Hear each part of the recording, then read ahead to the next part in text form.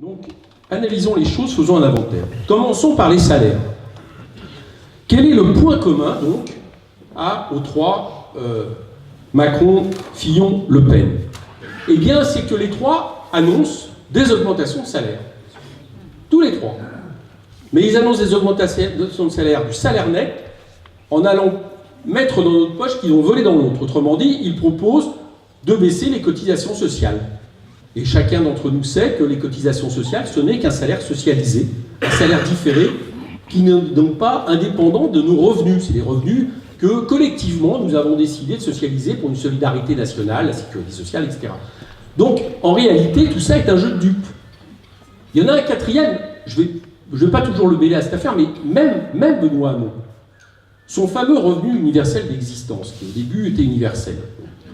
On avait déjà des discussions, mais alors là, il n'est même plus universel du tout. Ce que nous dit Benoît Hamon, c'est que ça sera un complément donné par la collectivité jusqu'à 2 000 €, c'est-à-dire jusqu'au bas salaire. Donc c'est le même système.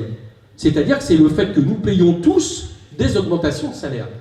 Les seuls, en réalité, qui ambitionnent d'augmenter le SMIC de 15 € et de par de là, justement, de développer une politique d'augmentation des salaires, notamment en faisant pression sur le patronat, mais qui ne compte pas aller chercher l'argent nécessaire dans les poches de tout le monde, mais dans les poches du capital, c'est nous.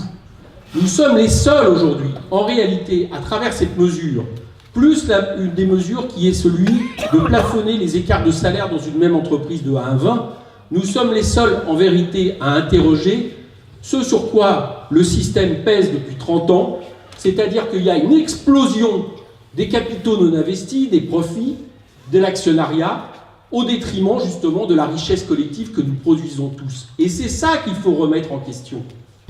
C'est d'autant plus ça qu'il faut remettre en question que tous les chiffres nous montrent que ça continue d'exploser. En 2016, les bénéfices du CAC 40, c'est une augmentation de 21%. Ça équivaut, je ne vais pas vous bassiner trop avec des chiffres, mais il y en a de temps en temps comme ça qui sont intéressants. Ça équivaut à 75 milliards d'euros. C'est l'équivalent des intérêts de la dette de notre pays. 21%. Et de combien est l'augmentation de la richesse nationale? Elle est à peine de plus de 1%.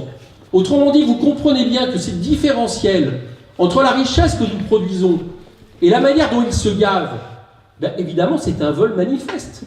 Et ça, cet argent-là, il faut aller le récupérer. On a calculé à peu près. Par rapport à il y a une trentaine d'années, c'est environ 6% du PIB qui est parti des poches des salaires vers les postes du capital, et pas n'importe quel capital, je le répète, le capital non investi, parce que dans le même temps, ils ont baissé les investissements.